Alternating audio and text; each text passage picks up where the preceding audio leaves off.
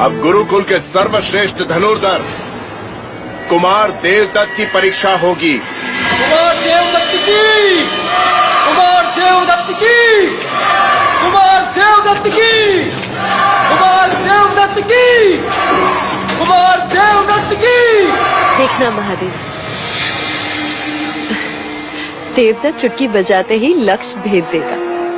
उससे श्रेष्ठ दूसरा धनुर्धर कोई है ही नहीं। हाँ, सुना है। अनुज अमितोधन बता रहे थे, उससे उत्तम कोई नहीं।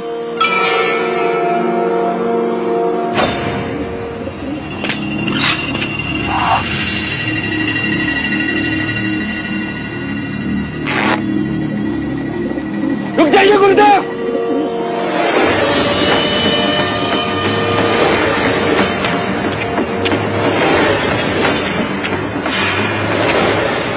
क्षमा गुरुदेव, परीक्षा के लिए क्या मूक पक्षियों को लक्ष्य बनाना उचित है? परीक्षा में धनुर्धर की योग्यता को परखना होता है। क्या युवराज के पास कोई और विधि है?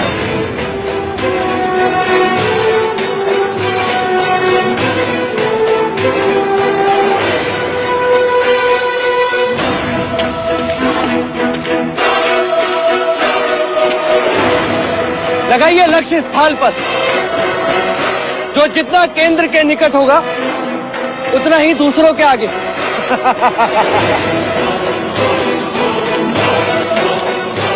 युद्ध में थाल और कटोरों पे बाण नहीं चलाते अनुज। रणभूमि में क्षत्रिय जीवन और मृत्यु पे खेलते हैं। अरे यदि उड़ते पक्षियों को नहीं मार सकते तो शत्रु तुम्हें मार देंगे। युद्ध रणभूमि में खेला जाता है जयेश, यहां नहीं, और वो भी अनिवार्य हो तब। यहां तो केवल परीक्षा के लिए निर्दोष पक्षियों को लक्ष्य बनाया जा रहा है। ये उचित नहीं। उपदेश साधु संत देते हैं, क्षत्रिय नहीं। यहाँ तो केवल परीक्षा दी जाती है, ये भीरुता के व्यर्थ कारण नहीं। कुमार देवदत्त सत्य कह रहे हैं। होने वाले सम्राट को लक्ष्य का छोप कैसा?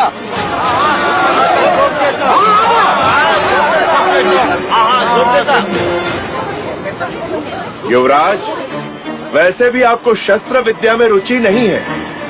हम आपकी परीक्षा बाद में लेंगे।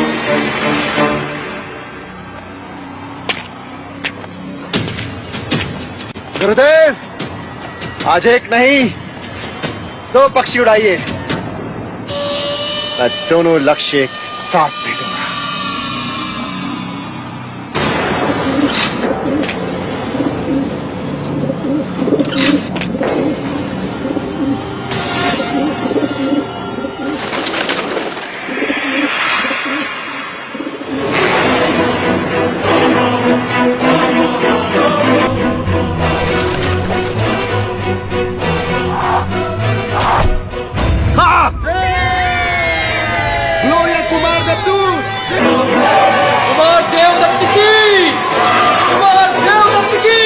देखा महादेवी, मैंने कहा था ना, देवदत्त से बड़ा धनुर्धर कोई है ही नहीं। देवदत्त की, कुमार देवदत्त की, कुमार देवदत्त की, कुमार देवदत्त की, कुमार देवदत्त की, कुमार देवदत्त की, कुमार देवदत्त की।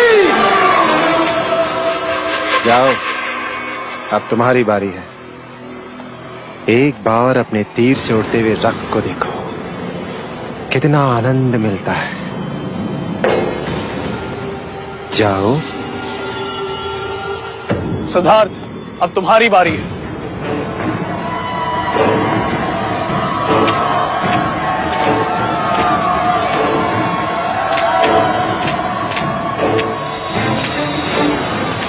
क्षमा करें गुरुदेव, मैं ये परीक्षा नहीं दे सकता।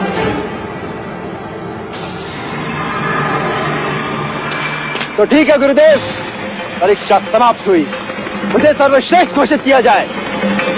जी गुरुदेव, अब ज्येष्ठा को सर्वश्रेष्ठ घोषित कर दें। मैं पक्षियों को नहीं मार सकता। सिद्धार्थ, तुम्हें परीक्षा देनी होगी, ये मेरा आदेश है। गुरुदेव, आप मेरी यही परीक्षा लेना चाहते हैं ना कि मैं धनुर्विद्या में निपुण हूं कि नहीं? तो लक्ष्य कोई दूसरा भी हो सकता है। हो सकता है, हाँ हो सकता है, लेकिन लक्ष्य उतना ही कठिन होना चाहिए जितने ये उड़ते हुए पंछी।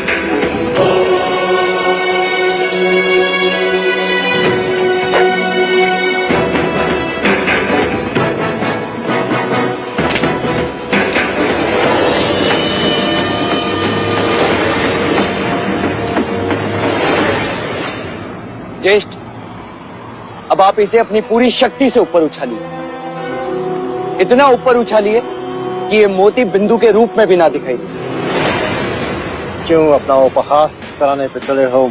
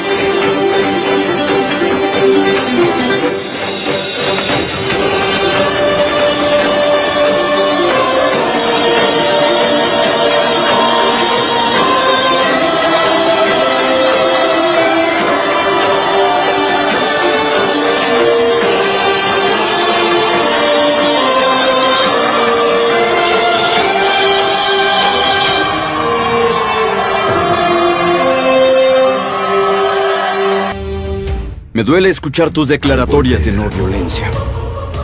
Si no puedes matar a un ave, ¿cómo podrás matar a un adversario? ¿Un humano matando a otro humano?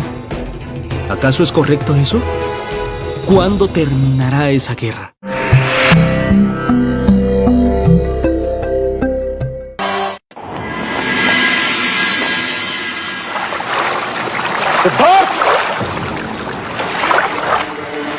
युवराज स्नान कर रहे हैं कुमार।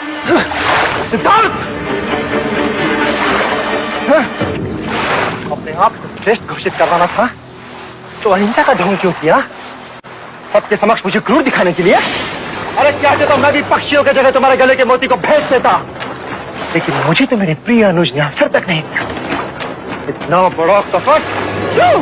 ज्येष्ठ, मैंने तुम्हारे साथ कोई कपट नहीं किया और तुम तो बचपन से जानते हो कि मैं पक्षियों को लक्ष्य बनाने का विरोधी हूँ। हाँ हाँ, तुम तो बड़े अहिंसावादी हो। अरे मत भूलो सिद्धार्थ, प्रत्यक्ष नहीं पर परोक्ष रहकर तुम भी हिंसा करते हो, लोगों की भावनाओं की हत्या करते हो तुम, हत्यारे हो तुम। लेकिन याद रहे सिद्धार्थ, दंड युद्ध में तुम मेरे समक्ष होगे और वहां तुम्हें मुझसे युद्ध करना ही होगा। और ये दंड युद्ध ये सिद्ध करेगा कि कपिलवस्तु के गुरुकुल का सर्वश्रेष्ठ योद्धा कौन है।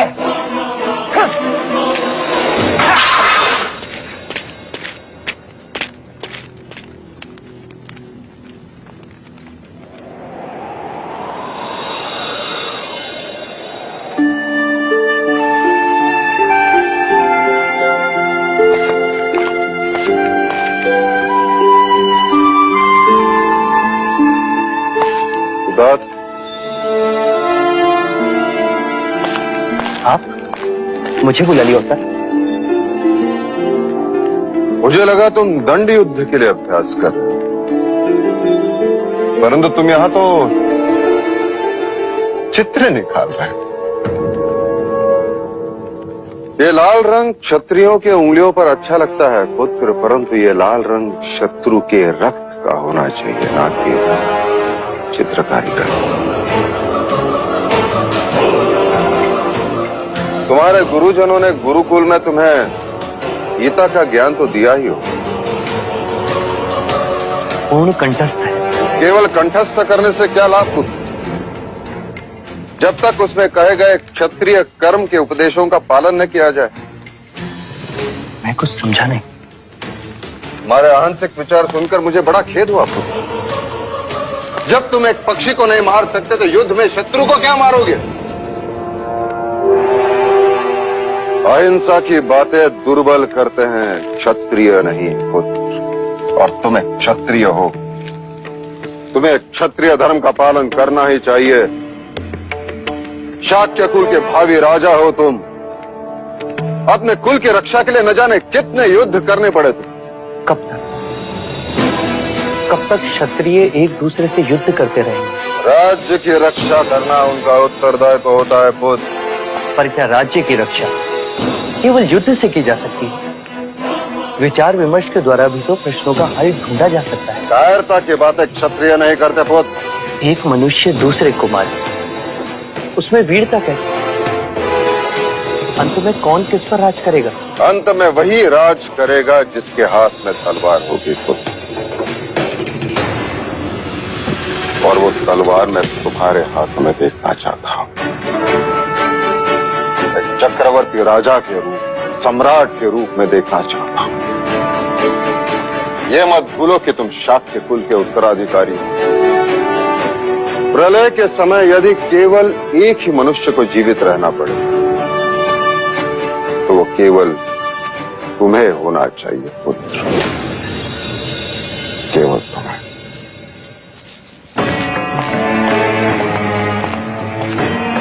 मैं गीता के उपदेश को समझता हूं पिताजी, पर युद्ध के लिए कृष्ण का विराट स्वरूप आज भी मेरे लिए एक प्रश्न है।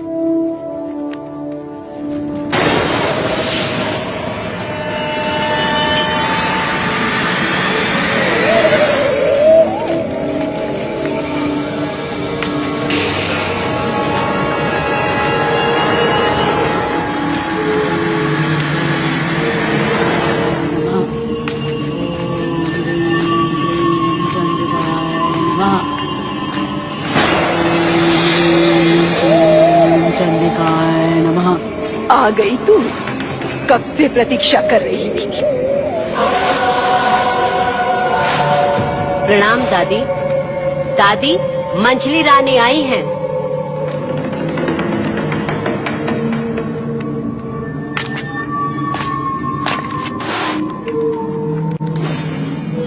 वो मेरा पुत्र। तेरा पुत्र हर समय क्रोध होता है, इसीलिए सब कुछ खोता है। जानती हूँ, इसीलिए यहाँ आई। कल अंतिम दंड युद्ध होगा। मैं चाहती हूँ कि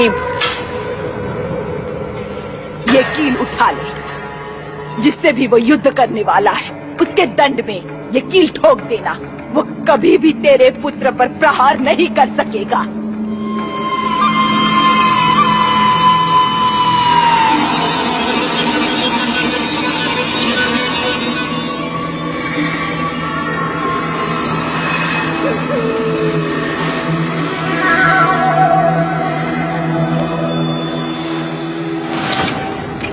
ले जा इसे। देने वाली को तू क्या देगी?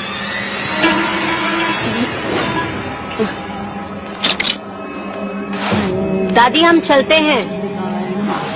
देवी, चलिए। चंडिकाय नमः। ओम ह्रीं क्लीं।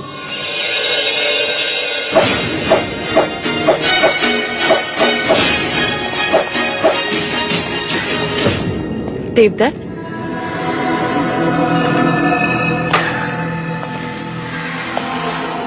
ये ले, तेरे लिए लाई। ये क्या है माँ? विजय श्री। एक माँ अपने पुत्र के लिए विजय लेकर आई है। अब सिद्धार्थ कभी भी तुझे दंड युद्ध में पराजित नहीं कर सकता। मैं कुछ समझा नहीं माँ। ये कील तुझे सिद्धार्थ के दंड में ठोकनी है। फिर देखना वो तुझ पे प्रहार ही नहीं कर पाएगा। हो गई ना तेरी जीत निश्चित?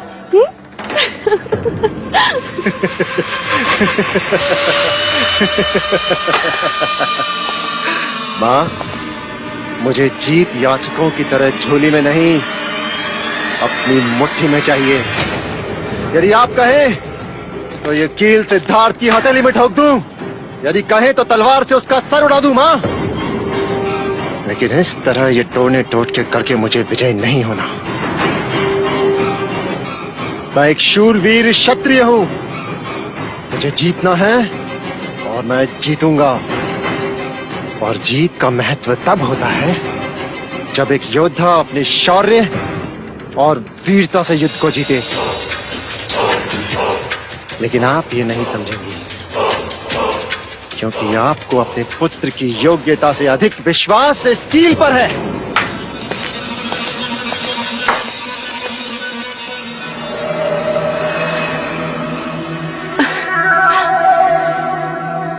नादान कहीं का। अब चाहे कुछ भी हो जाए बेटा, विजय का मुकुट तो तेरे ही सर होगा। यशस्वी भव क्षत्रिय।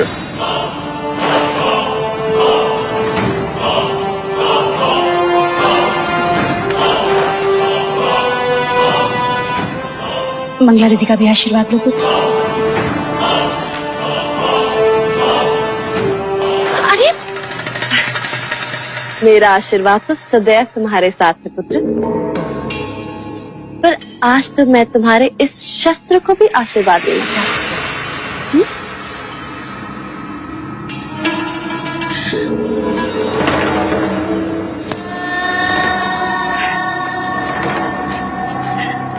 ईश्वर करे तुम्हारे शस्त्र को किसी की अशुभ दृष्टि न।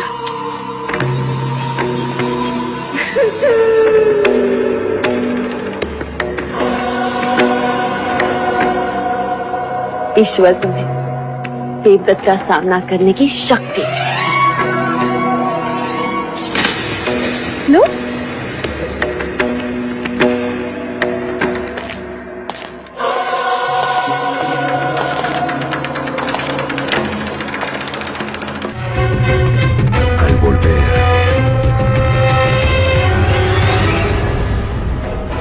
Siddhartha, debes aceptar tu derrota, hermano.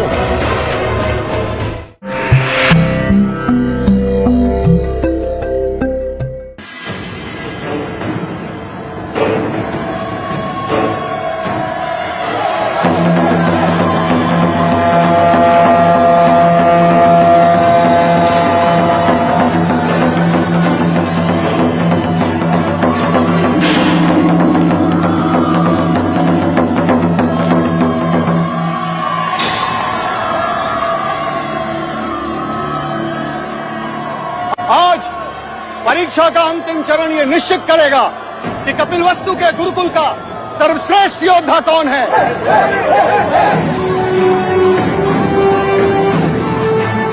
तो परीक्षा के अंतिम दो प्रतिस्पर्धी अपनी दंड विद्या का परिचय देने पधार रहे हैं।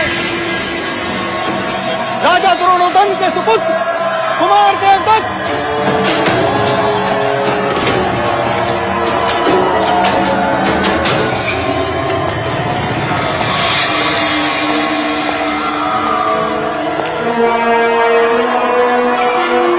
और महाराज शुद्धोधन के सुपुत्र और कपिलवस्तु के भावी सम्राट युवराज सिद्धार्थ गौतम।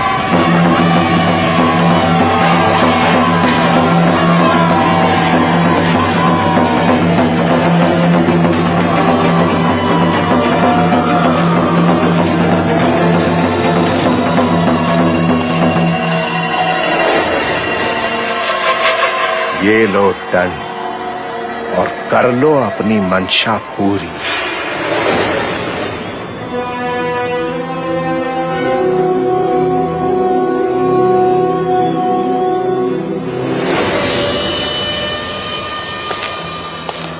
आज ये प्रमाणित कर दूं कि तुम्हारे दंड और कृष्ण के सुदर्शन में कोई भेद नहीं। वो जब भी चला सत्य के लिए चला। आज तुम्हारा ये दंड भी चलेगा तो सत्य के लिए, अपने माता पिता की प्रसन्नता के लिए, अपनी प्रजा का विश्वास जीतने के लिए।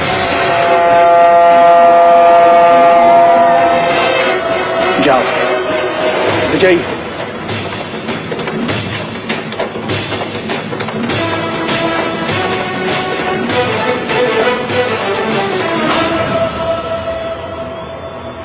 कौन दिन तू लाख चतक कर, परंतु युवराज के साहस से तो मैंने पराजय की कील ठोक दी।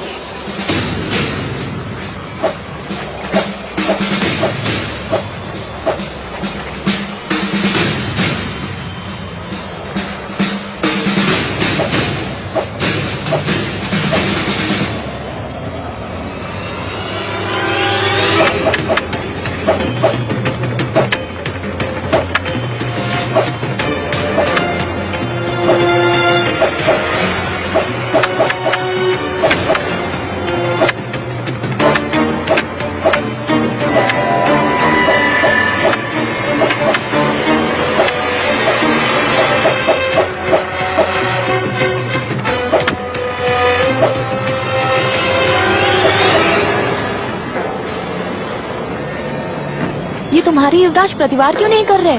तुम्हारे युवराज मतलब? युवराज तुम्हारे भी तो हैं। हाँ, मेरे भी तो है।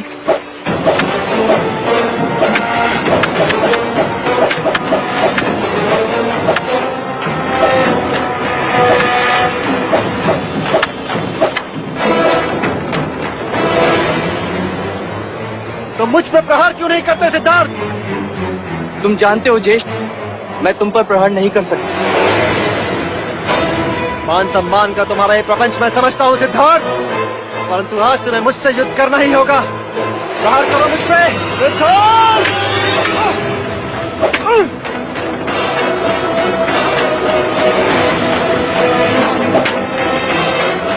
सिद्धार्थ, प्रहार करो या अपनी हार स्वीकार करो।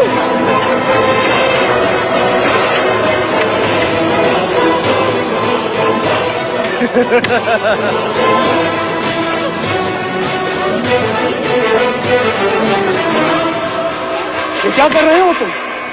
कपिलवस्तु के भावी सम्राट के हाथ कांप रहे हैं गुरुदेव। सिद्धार्थ, मैं ज्येष्ठ पर प्रहार नहीं कर सकता गुरुदेव। आचार्य कौंडिन्य, तो क्या मैं देवदत्त को कपिलवस्तु का सर्वश्रेष्ठ योद्धा घोषित कर दूं? नहीं, विजय भीख में नहीं चाहिए मुझे। तुम्हें प्रहार करना होगा। ये युद्ध नहीं केवल एक परीक्षा है गुरुदेव, मैं चाहकर भी हाथ नहीं उठा पाऊंगा। तुम सबके समक्ष ये स्वीकार करो कि तुम कार हो। मेरी प्रतिभा से भय लगता है तुम्हें। स्वीकार करो। सिद्धार्थ, अब तुम्हें किसी एक विकल्प का चयन करना है। या तो तुम्हें प्रहार करना है, या फिर आज के बाद आचार्य कौंडिन्य को भूल जाना है। मैं तुम्हारा गुरु नहीं और तुम मेरे शिष्य नहीं। गुरुदेव, यदि तुम इस परीक्षा में विजय न हुए तो मेरा सिखाया सब मिथ्या है। ना समझ पशु पक्षी भी समय आने पर चुनौती स्वीकार कर लड़ने को तैयार हो जाते हैं। तुम तो मनुष्य हो। मत भूलो, अतल वितल भूतल पर जन्म लेने वाली प्रत्येक आत्मा कर्म के अधीन है, कर्माधीन है। पर ज्येष्ठ, इतने भावनाशील मत बनो सिद्धार्थ। केवल अपना कर्म करो। याद रखो, बादल का मूल्य वर्षा से, पेड़ का मूल्य फल से, तलवार का मूल्य धार से, उसी तरह एक क्षत्रिय का मूल्य प्रतिभावान योद्धा बनने से।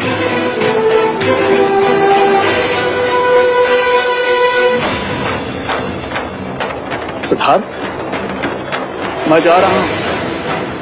यदि मुझे रोकना चाहते हो तो युद्ध करो।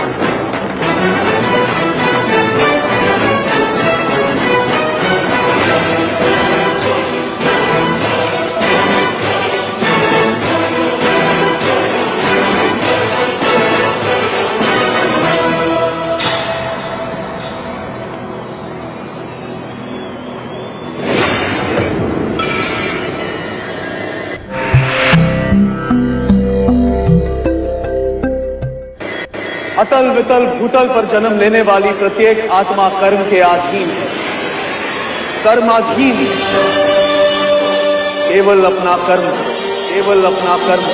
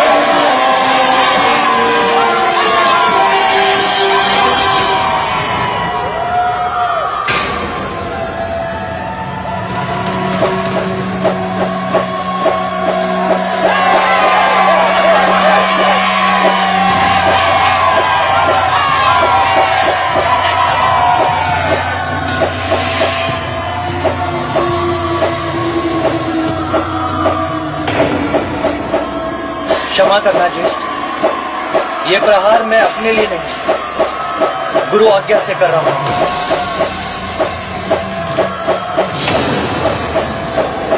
पहला प्रहार गुरु के लिए,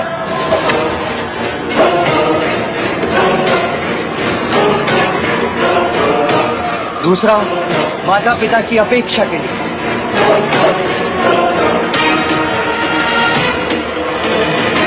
तीसरा प्रजा का विश्वास पाने के लिए।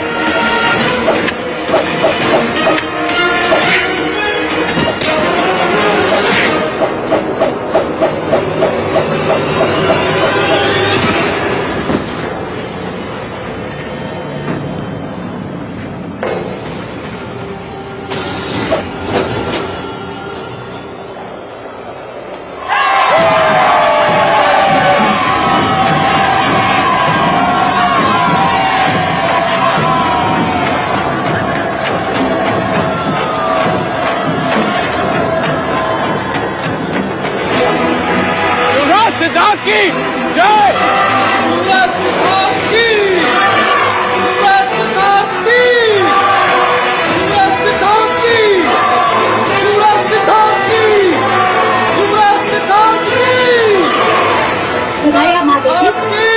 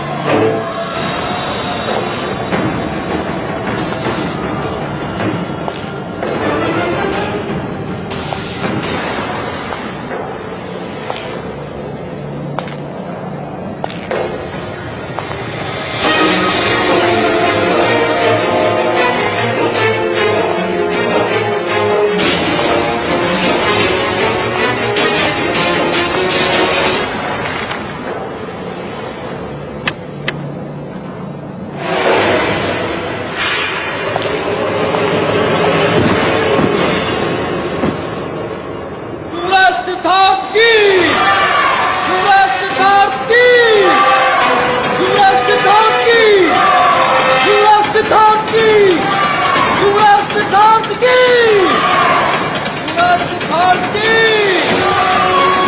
सिद्धार्थ की। बधाइयों महाराज।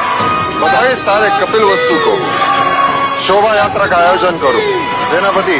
जी महाराज। ऐसा कुछ करो कि शाक्यों के राजकुमारों की कीर्ति मगध और कौशल राज तक पहुंचे। युवराज सिद्धार्थ की, युवराज सिद्धार्थ की, युवराज सिद्धार्थ की, युवराज सिद्धार्थ की, युवराज सिद्धार्थ की, युवराज सिद्धार्थ की, युवराज सिद्धार्थ की।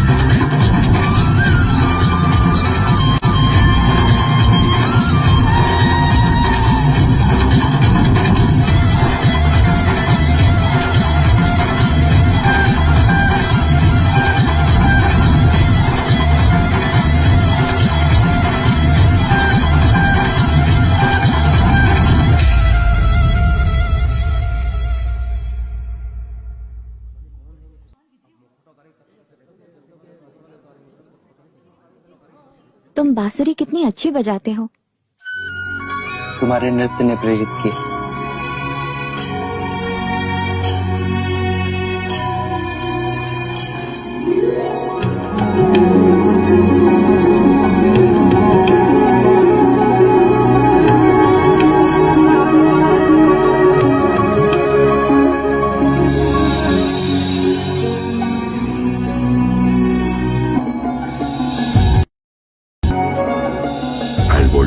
¿Quién eres?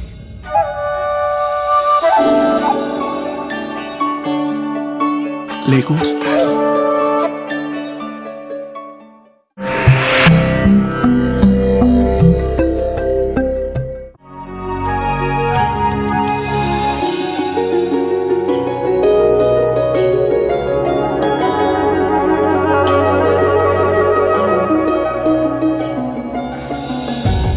कौन हो तुम?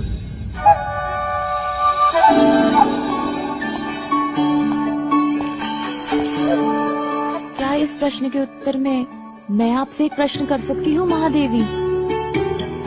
मैं आपको क्या कहकर पुकारूं? मामी या बुआ? यशोधरा, यशोधरा,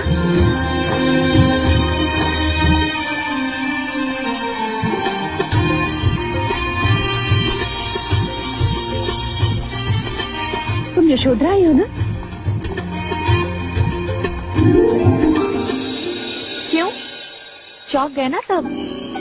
हो गई ना सबकी आंखें चौड़ी? खिलाई सबकी होठों पे हंसी? कहा था मैंने माँ से, देखना मुझे देखकर सब बहुत खुश होंगे। आप खुश नहीं हैं?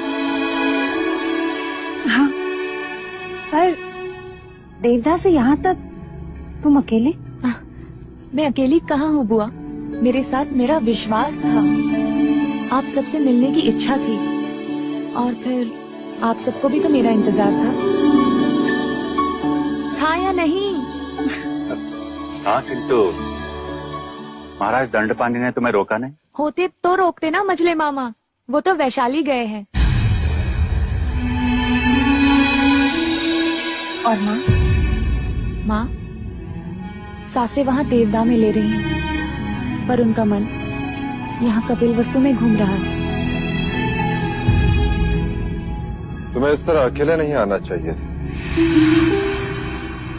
माँ ने भी यही कहा था बड़े मामा, पर अब मैं बड़ी हो गई हूँ, कुछ कर्तव्य मुझे भी तो निभाने चाहिए। कर्तव्य? कैसे कर्तव्य? दूरियां मिटाने के। 10 वर्ष हो गए बुआ, आपने अपने भैया को नहीं देखा और माँ ने अपने भैया को।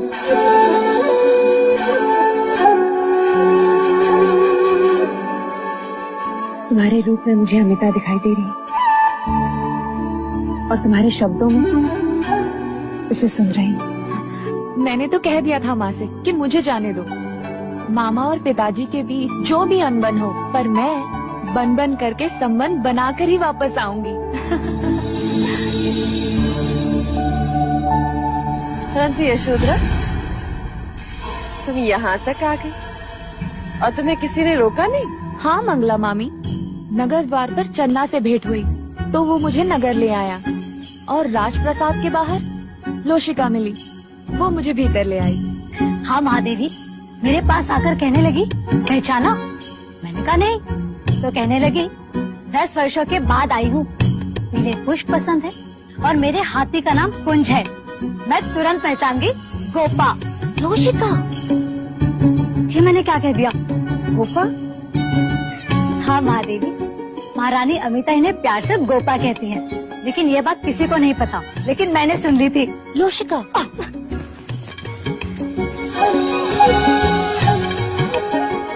गोपा, अच्छा नाम। कपिल वस्तु में तुम्हारा स्वागत है गोपा।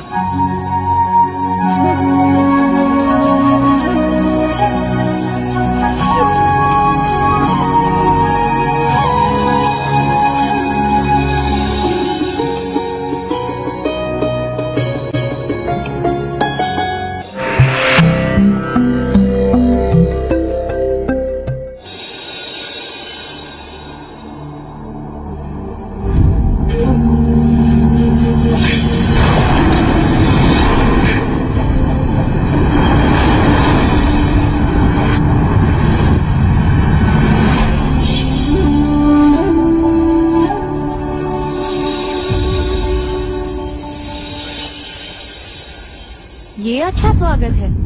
शास्त्र कहते हैं अतिथि देवो भव, पर यहाँ तो विपरीत है। ये अतिथि अपने अतिथ्य को ढूंढते ढूंढते थक गई। मुझे लगा तुम अभी भी सबसे मिलने में व्यस्त हो। सबसे मिल ली, केवल तुम शेष हो। ज्येष्ठा से मिली?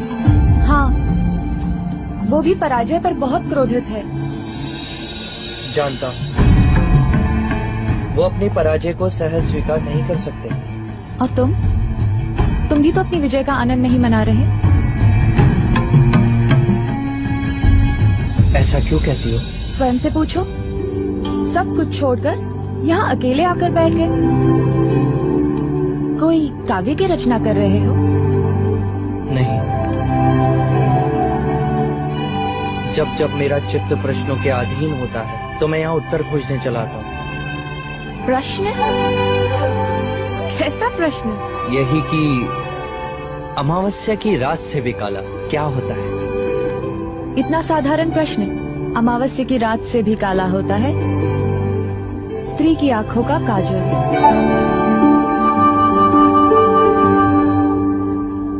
देखो,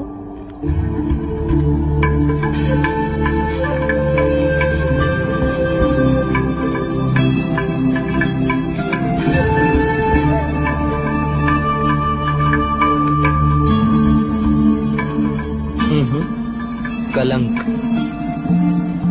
अब बताओ, जल से पतला क्या होता है? प्रेम। सच कहा ना मैंने? ज्ञान। जल से पतला ज्ञान होता है शुद्धरा। अब एक प्रश्न मैं करूं? हाँ हाँ, पूछो ना। तुम केवल अच्छी बांसुरी बजाते हो या सिखा भी सकते हो? तुम चाहो तो सिखा भी सकता हूँ। कहते हैं ज्ञान और खुशियाँ बांटने से बढ़ती हैं यशोधरा। गोपा, गोपा अच्छा नाम है ना? पहले एक सुर सीखो, केवल फूको, इस तरह।